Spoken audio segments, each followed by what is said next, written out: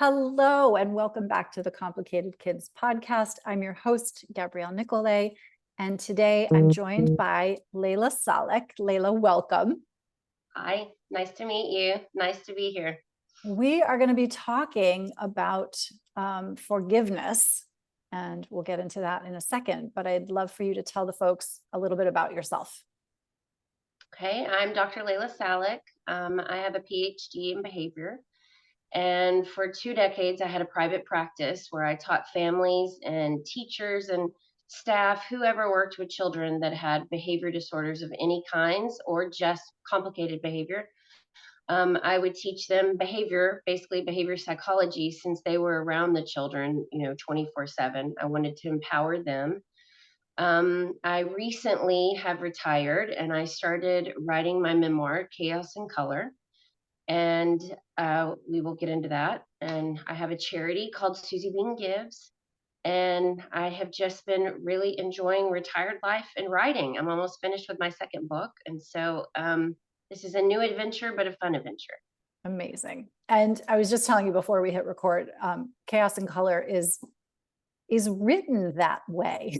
It is written in the style of the title, and it is a great it's like jazz. It's like word jazz, color jazz. I don't know how to say it, collage. It's very engaging. It's very evocative. So I had to fight for that style of writing.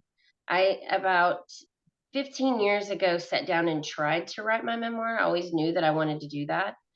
And the voice didn't come. It didn't sound right, so I stopped. And then in 2018, you'll hear songwriters say, I wrote that song in 5 minutes, like it just came to me. Yeah. And literally the chapters, the stories just came to me like a flood. I would wake up in the middle of the night and start writing. And it came in that voice. And they were not written in order, which is also odd for the reader to realize that they were not written in order. And so we put them in order at the end, but it has a heartbeat to it. I wrote it like a heartbeat. So if you get at the beginning, it's funny that you said jazz. It is like there should be like a sound that you kind of hop onto. Yeah. That is, it's evident from the beginning. Like it's super interesting. I want to do what seems like a little detour, but mostly let's set the stage a little bit. Let's set the table here for the forgiveness piece of the conversation. Okay. You had a rough time growing up. I'm getting a buzzing on my end. Is that a notification there? Okay, it's totally fine. And so part of your work, you know what? Tell us how you came to be a psychologist. There you go. So I was raised by a mom that was single, mentally ill, untreated, bipolar, and basically became a caregiver at a very, very young age. And not only caregiver for my mom, but caregiver for myself. And when I got older, I just gravitated to psychology and really gravitated in a way because being poverty stricken, I didn't know how to deal with the trauma that I had had. And it's very much so outlined in the book. There is a trauma scale that we give to people and children. And out of 10, I had 8. And so the only 2 that I did not have was sexual abuse or a parent in prison. And so I knew from a young age that I wanted an education. I had a very different path than how I was raised, very oddly. And I went into psychology and I thought, you know what, this is a good way for me to work on my stuff and then turn around and learn how to help others. I always knew I wanted to help others. I just didn't know population capacity what. So that's how I ended up there. And so you bring your personal experience, you bring your education, and you've sort of had this career and now you're retired, but fill us in a little bit on what kind of work you did. So I started out when I was in undergrad, which I don't recommend this to anyone. I started out working in a psychiatric institute for children that were wards of the court. And that was very interesting. It was baptism by fire. And I don't know why they did this, but they put me on the boys unit. And so I was with a bunch of men that were also doing, what I was doing. They called us therapists, that we were not licensed or anything. Basically, you're babysitting is what you're doing, and trying to maintain the milieu. You're trying to be okay. But they put me on a men's unit, and we had kids on there that were like 18 years old. So I was very small. And the men that worked with me, they did back then what was called takedowns. So they would do like these horrible physical restraints. If a kid was out of control or anything, I couldn't do that. I mean, I was like maybe 100 pounds. So I learned very quickly behavior skills, just without even studying it. Very fast, I started learning, how do I get a child to do X without putting your hands on them, without manipulating them? Like, how do you get behavior that you want? And in that process, I adored these kids. I absolutely adored them. I saw myself in every single one of them. And I learned the type of psychology that I wanted to go into. I didn't start off in that. When I started off in grad school, I went into a PhD program in experimental psych. No idea why, long story. Did it for a year and went, what are you doing? And then I went, got a master's in applied behavior analysis, which most of your families, I'm sure, know, ABA, and then decided I wanted to have a PhD in it. And so just continued on. And then since then, that's what I do, is teach that. It's so interesting to me because as you were talking about your experience in the hospital, that you are using the word behavior, you're trained as a behaviorist, and yet,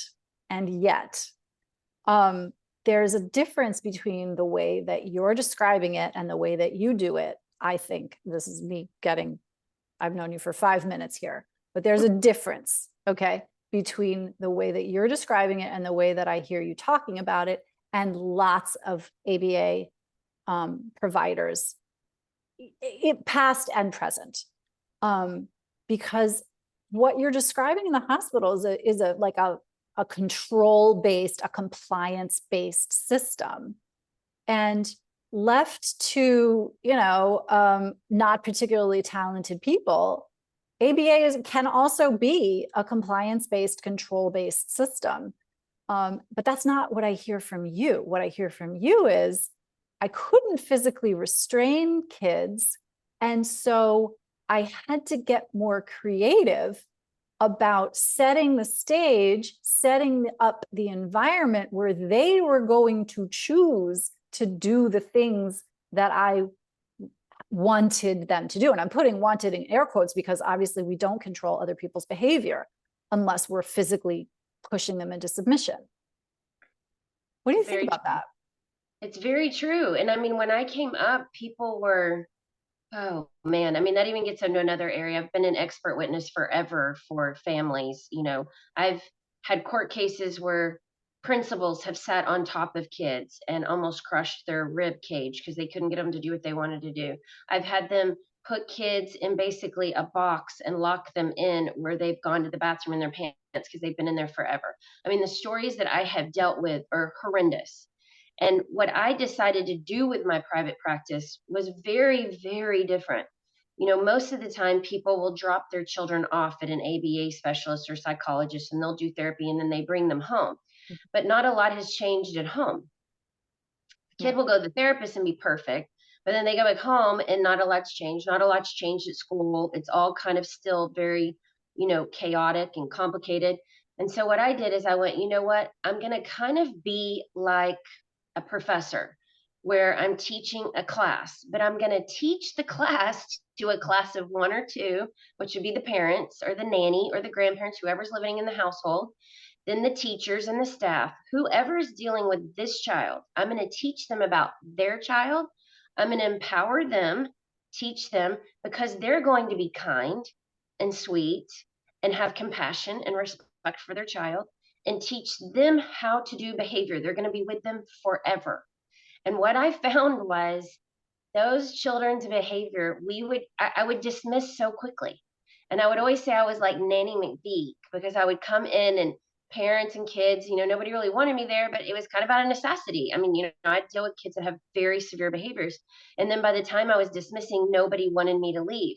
But what happened was it empowered the parents, it empowered the teacher, empowered whoever is dealing with this child. Instead of bringing them somewhere, they do therapy with them and they hand them back, and you have no idea what they just did in there, what happened, how to maintain it. Um, and I have just seen phenomenal results from that. Now, I don't know why I came up with that, but I've just seen really good results with that. Yeah, no, I mean, and this is something that that I do in my practice as well. It's like, I mean, and it all starts from I'm sure you're familiar with the Ross Greene quote of, kids do well when they can. And if they can't, there is a reason. Yep. And let's find out what the reason is and stop kind of putting band-aids on actually making things worse by restraining kids and punishing them and taking away privileges and toys and, ridiculousness. Let's figure out where the skills lag is and let's teach that. And let's modify our own behavior, by the way. If we're not getting respect, we better look at how respectful we are being. That's very right. And I love that, I will tell my parents when they come to me, I'm like, we're going to get into a very honest place here. I'm going to come in your home. I'm going to see what's going on. I'm going to take data. I'm going to analyze the data. We're going to sit down, but let's just all get real honest about what we're doing. And, at first it's so hard. And then after that, it's amazing. I mean, I've just had some of the most amazing parents, and it really, my plan is always, I feel like I'm changing that child's future. And within that, which you may have read already, I felt like that I was changing my mom's future. Like every little kid that I help, it's like, so that somebody doesn't end up like they're not like me as their child over here trying to figure out what is going on. Yeah. Yeah. And I do this too. This is exactly how I feel. I mean, part of the reason I'm a toddler whisperer is because, of my own toddlerhood in some respects. And so, okay. So let's come, to the forgiveness piece, because I imagine particularly, and we can come at this from all angles, but as regards your work with the families, I imagine you're coming in and families they've had a lot of experience with failure and kind of bad behavior. They have a lot of stress. I'm imagining they have a lot of anger. The child has experienced probably trauma with a lowercase t at a minimum. So let's talk about forgiveness in that setting, maybe. So when I come in, I've had so many different ABA therapists and psychologists ask me, so your parents will really work with you, like they'll listen and they'll do what you say.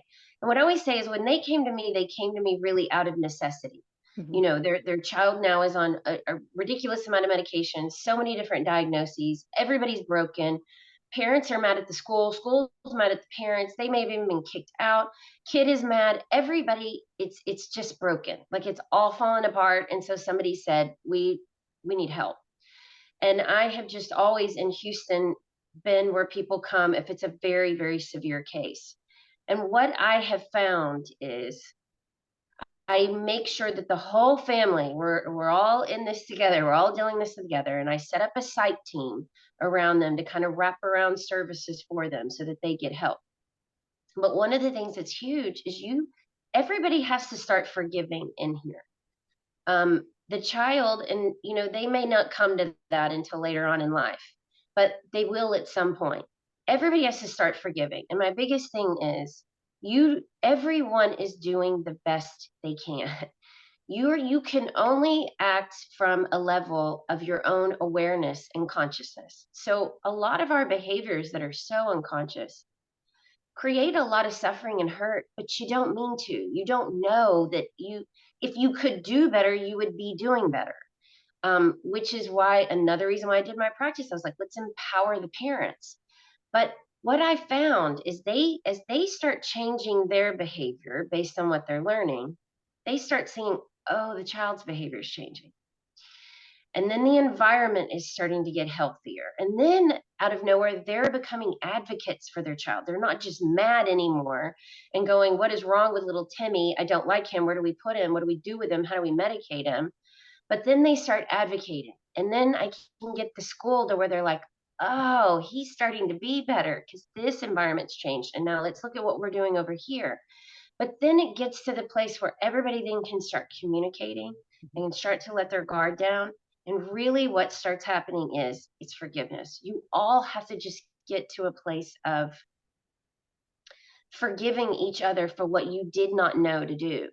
And that was one of the biggest reasons, when I wrote the book was written so I could give to my mom and that we could finally have a discussion about things that we had never talked about.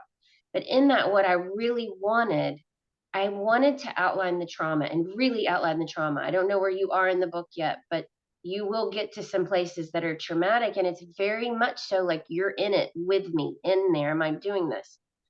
But the only way for me to teach people about forgiveness is I needed them to see the horrors that I went through and Mm. to know that I forgave it.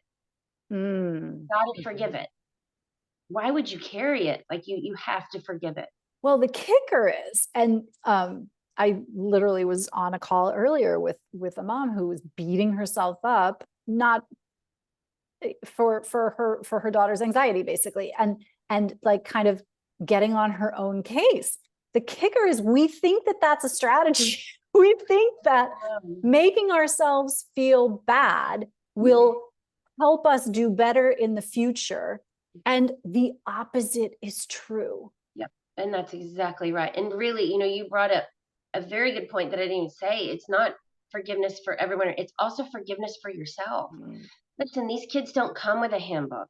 This is the first time you've ever been a parent. And then it's our mental health system is very hard to navigate and to find the right people and to get people to listen to you. And so many times these families come to me and they have been to everyone in Houston, everybody. And they're just so broken down and they blame themselves. And I mean, I have to say all the time, we've got to let that go. We've got to let that go. Now we're going to learn. Now we're going to learn what behavior is. And then through that, you can navigate how to be a parent. And very clearly, you just have to have the information. It's very difficult.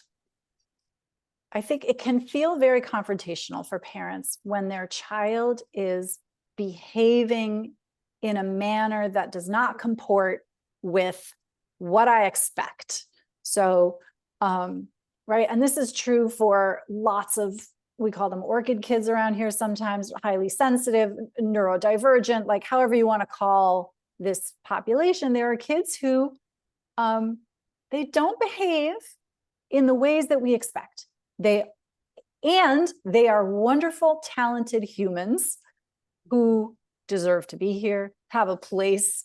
And so, but when that's happening, and it's usually, in my experience, it's early toddlerhood or, kind of preschool age. Sometimes kids get to school age and, we've kind of had concerns, but now fifth grade is a classic example, right? Demands are increasing, all of that. And parents are mad. They're mad. They think they're mad at their kids. But who are they actually mad at? Are they actually mad at their kids? Yeah. No, it's fair. I mean, it's very true. And what I tell, I've, and I'm sure you have too, I've had kids that are even like infants. And I will come in and they're not sleeping and they're screaming and da da da da. And the parent is just anxiety ridden and mad at themselves and they're tired. That's another thing. These are caregivers, you're not just a parent, but you're a caregiver of somebody that's having a really hard time. And they beat themselves up. And what I try to explain to them is your child is mirroring what you're feeling. And so you're over here an anxious ball or a mess. Your infant who's been so connected to you is an anxious ball and a mess. And that kind of stays that way for a very long time. I mean, we know the buttons we can push us when we're kids to our parent. We know what we can say and do. We know how to get them. We know all of that. And then the sad thing is we let them. it's like we get hooked like every single time. And if my parents have heard me say this a million times, my family members, don't get on their roller coaster. You're supposed to be the one sitting on the sideline over here waving. Okay. Wait till they get off.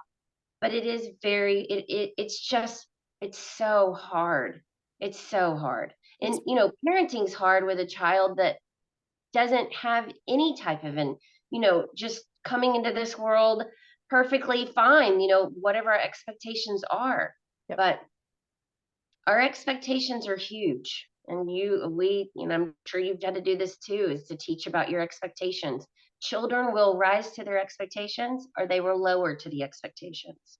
Well, and that's fascinating too, right? Because if we try to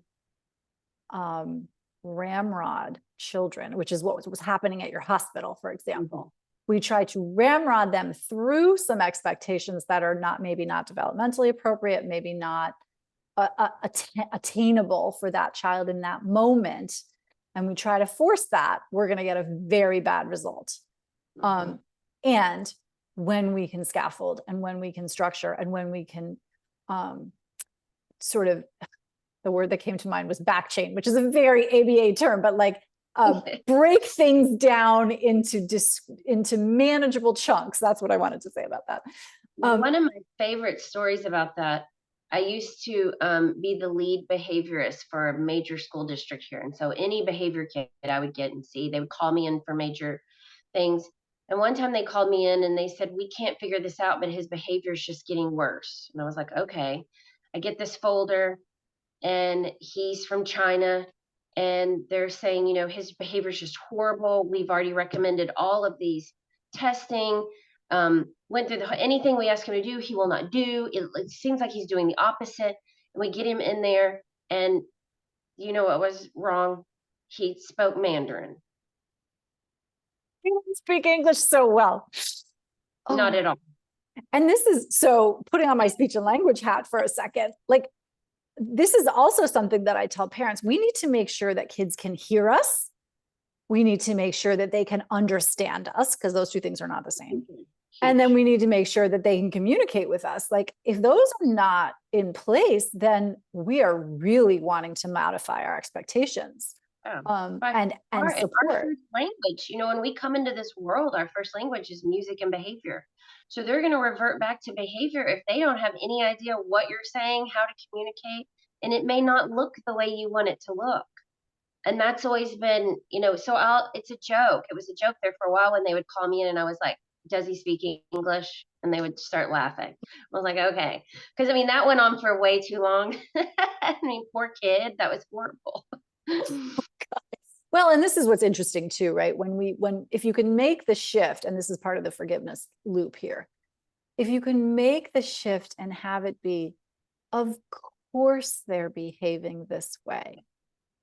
Now you're coming with so much compassion and openness towards somebody who's having a hard time, not giving you a hard time. And then you can have compassion for yourself, hopefully, for not knowing that earlier and for making the switch. Now we're operating from a completely different frequency. Yeah, definitely. And, I didn't know what I didn't know when I was little. I didn't understand bipolar. I didn't get a lot. There was an age where I was like, oh, this name is what she's doing. Okay, so what do we do? But nobody's giving me information. Nobody's giving my mom information.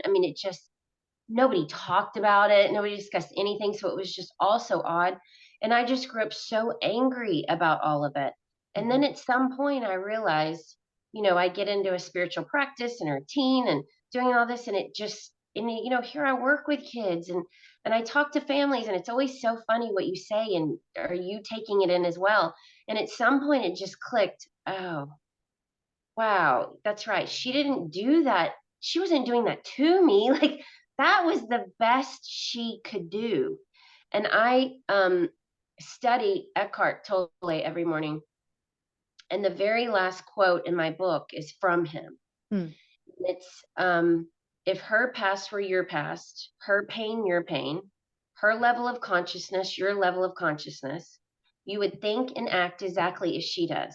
Herein lies peace, forgiveness, and love. And that had the most profound effect. And so I tell that to my families. They're not doing this. They don't want to do this. They don't want to be like this. And I know you don't want to be like this, because when a child acts that way, it makes them feel like a failure. Then the parents are mad. Now the child feels like a failure. I mean, it just is this crazy loop. It is just this saddest loop sometimes. Yeah. And when we change that, everything changes. I mean, that can be a downward spiral into failure, or we can reverse it and it can be this gorgeous spiral into success where we are modeling the grace and compassion and forgiveness that we would like to also receive, right? Definitely. And then, yeah, when people feel good, this again, I come back to this, like, I don't know where we learned, probably from the Puritans, who knows, that like beating up on yourself is the way to do better. Like there is no evidence for that. It is a terrible way to be, and it doesn't get you the results that you want. No, and I mean, and who are you supposed to go to get the information that you don't have? And so much of the time, you don't know where to go. Mhm. And sometimes you start in places that, I don't can't tell you how many families that I had with children that ended up being autistic, on the spectrum. And back then that was new when this had just hit the, epidemic list, when we put it Mhm. on the national epidemic list. And the amount of poor information that they were getting on the internet Mhm. that was detrimental, that would make the children's behavior worse than Yeah. it started off being.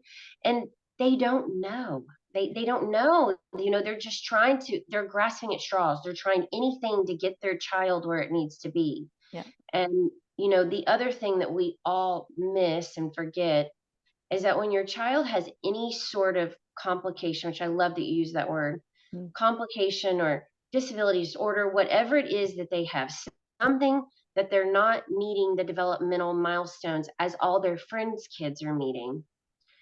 What is occurring with those parents is they are grieving their child with each milestone that the child doesn't meet. So you're meeting a parent that is grieving a child that is still here. The child feels that. Right. Yes. And Yep. that is, I mean, when I've explained that to parents, I've had parents like get tears in their eyes and say, oh my gosh, you're right. They hear them, they see what's happening. Mhm. And when you create a more loving cocoon, now when you create more of a loving cocoon and you don't come from a place of grief, you come from a place of that this is a blessing. There's a reason why this child is given to me. There's something I'm supposed to be learning.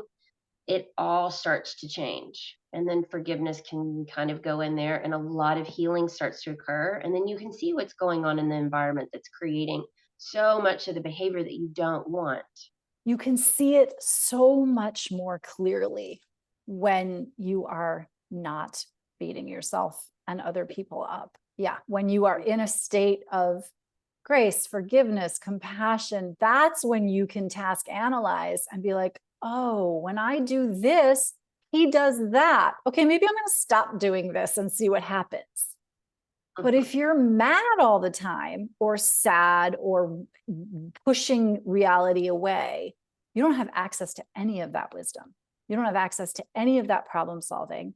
And you're just repeating the same patterns over and over again. And so I And so that's really appreciate, coming from fear. yes, They're terrified. that's right. They're absolutely terrified. Yeah. And in some way, there's shame that goes in, and there's a lot of shame that, Brene Brown talks about that a lot. There's a lot of shame that goes into that. Yeah. I mean, just teaching families about function of behavior, like what is your child's function of behavior? Just that little nugget, you just see these little light bulbs go off like, oh, I got it. Yep. I got it. There's a reason why they're done. Yes, there's a reason. And all of that is, just brilliant. And you just see these families change and blossom, and it's amazing. I wish that I would have had, I'm 51, So in the 70s and 80s, when I was in school and screaming for help, you'll get to those chapters of just me screaming for help. Yeah. There was none. Yeah. Schools didn't have anything. There was no counselor in school. Nobody was over here wondering. They were so sick of dealing with me. Mhm. Nobody was over here wondering what my behavior was doing or what my home life was like or what was happening. Right. No, they wanted you to be quiet and like sit down. That's it. Yeah. Or go into the hallway where I acted a fool too. It was like they just didn't know what to do with me, or I just didn't come to school. I mean, I just didn't go to school. There was nobody at home to make me go to school. Didn't know where my mom was, so I just didn't go to school. Yeah. I mean, it's we are more fortunate now in school systems that I think they do a better job with mental health. Mhm. I think they do a better job at identifying children now, what is actually going on here. We have psychologists on campus. I mean, we had none of that back then. Yeah. Yeah, I do think the landscape is shifting from what I consider to be like a victim blaming kind of mentality. Like, why can't you just, go along to get along to, what's standing in your way here? Very true. And the more we can, part of the reason I do this podcast is so that people will get this information. Because there are still a lot of there is a bad information on the internet. There's bad information in the mommy Facebook groups. Like, people are being told some not so great stuff, and more, they're being Mhm, told some great stuff. So mhm. I think neuroscience helps with that too. Yes, agreed, Um, agreed. Layla, thank you so much for coming on today to talk about this and just kind of the whole gamut of topics that we've covered. If people want to find out more about you, read your book, do all the things, what do they do? So Chaos in Color is anywhere you can get a book. If they don't have it in the store, you can order it. Obviously, you can get it on Amazon, Kindle. The audio book will be out around Christmas for Christmas presents. And you can reach out to me at drsalek.com. My Dr. Salek website is starting to kind of switch over to more books because I'm almost finished with my second one. So we're trying to get this set up where people can get a hold of me, and if they have questions, I can answer questions for them. I do book readings and book signings. So if anybody wants that, I can do that. But yes, you can definitely get a hold of me through there. Perfect. Thank you so much for being here. It was a treat. I appreciate it.